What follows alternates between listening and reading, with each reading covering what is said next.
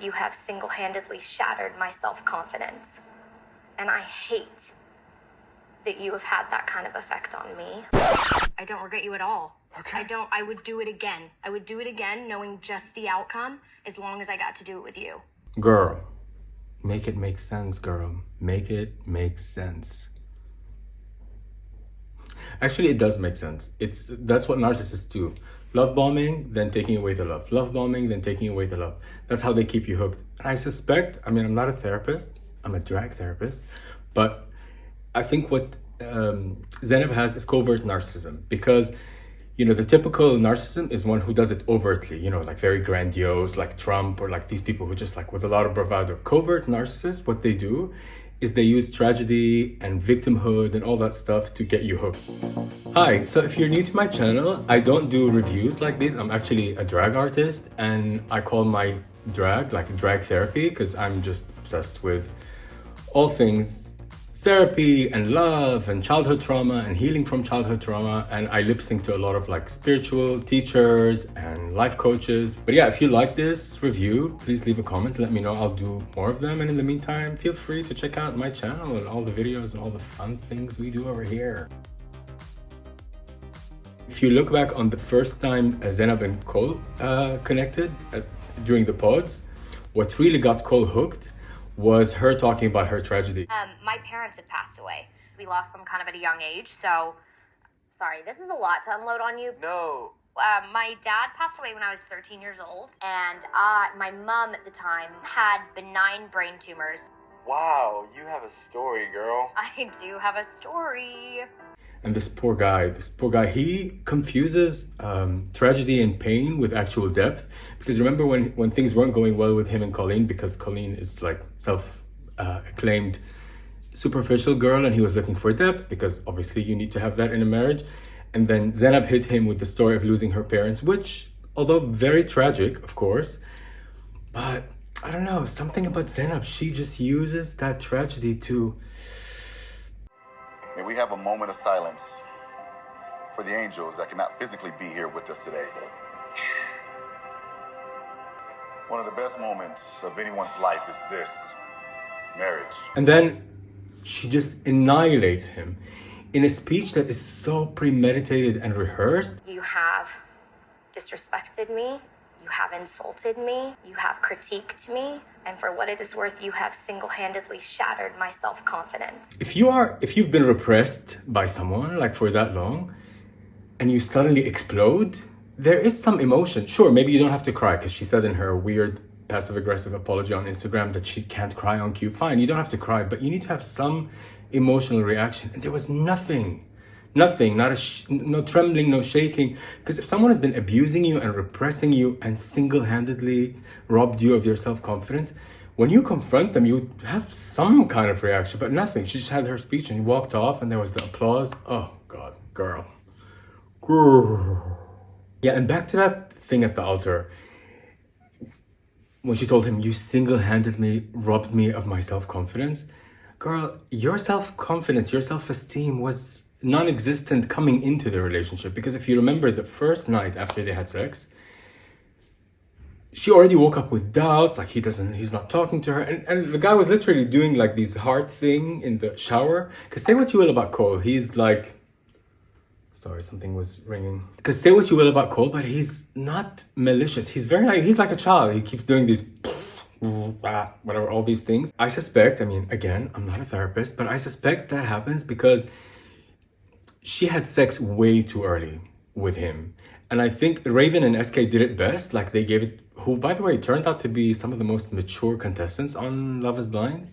But anyway, I digress. Maybe if you want, I can do a video on them. But I think what Zanab should have waited, as someone who comes from a lot of trauma and tragedy, which she does, as she says so herself, you're supposed to delay sex, because what happens when we have unresolved pain and attachment issues and abandonment issues,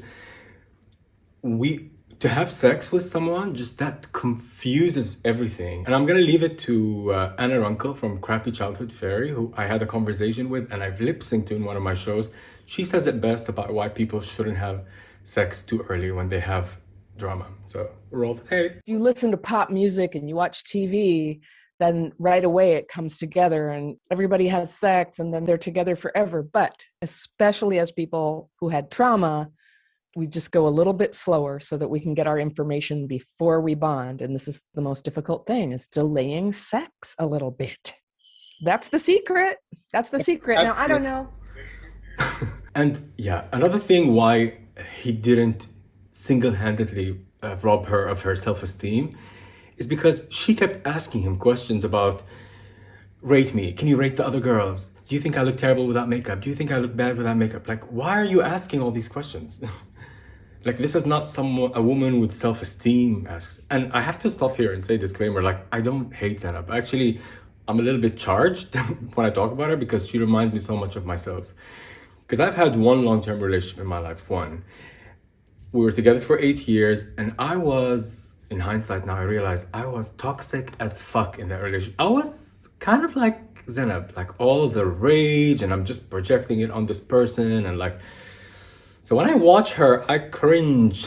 I experience secondhand embarrassment because I know what it's like to have so much pain that you're not willing to look at, that you just project onto another person. And I think Zanab, all this body shaming that she perceived him to be doing to her, she does this to herself. She thinks she's fat. She thinks she... And if you look at all those moments when she was just refusing to have fun, to get in the pool, and he just wants to play, and she's like, oh, do you know how long it takes me to get into the swimsuit? And I'm never gonna look like Colleen. I'm never gonna look like Colleen. Girl, yeah, you won't look like Colleen. Like, I'm never gonna look like, I don't know, Brad Pitt. But that's not the point. The point is, like, self-esteem means you actually have, you hold yourself in high esteem, in regard. Doesn't matter what you look like or don't look like.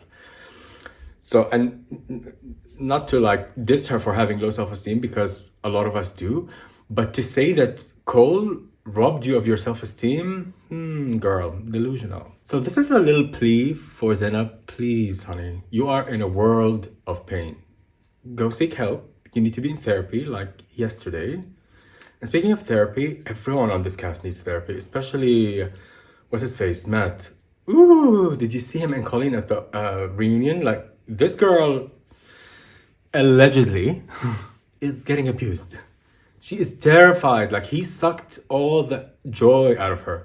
Actually, there's very interesting parallels between Matt and Colleen's relationship and Cole and Zanab's relationship. It's almost like Cole and Colleen were meant for each other, because they both came into the show very bubbly, happy, just wanting to have fun. And now they're both, I mean, Cole looked like he hasn't shaved in a year, and just, and those tears, he was like heaving and sobbing. And Colleen looked so, she smiled.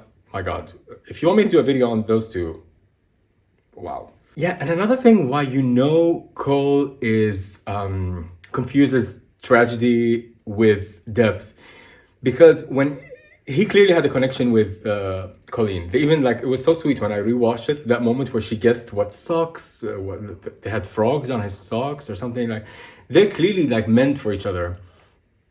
And then at the last moment, he went for Zanab, because I suspect, again, allegedly, I have no way to prove this, I suspect that Cole's mother or some powerful female figure in his life acts exactly like Zanab, because it's almost like he wanted to choose the thing that's good for him, which is Colleen, and then at the last minute he chose what's familiar. And I think a lot of us with unresolved pain do that. We choose what's familiar, because something that's different, that's happy, that's joyful, it's like, I don't even recognize what that's like. And another thing why I really feel sorry for Zanab actually is because at the reunion, when things weren't going really her way and Cole started crying, and genuine tears, you can see on her face, she's like, oh, I'll redo the whole thing again, the same thing, and only with you, Cole. I'm like, girl, what the fuck?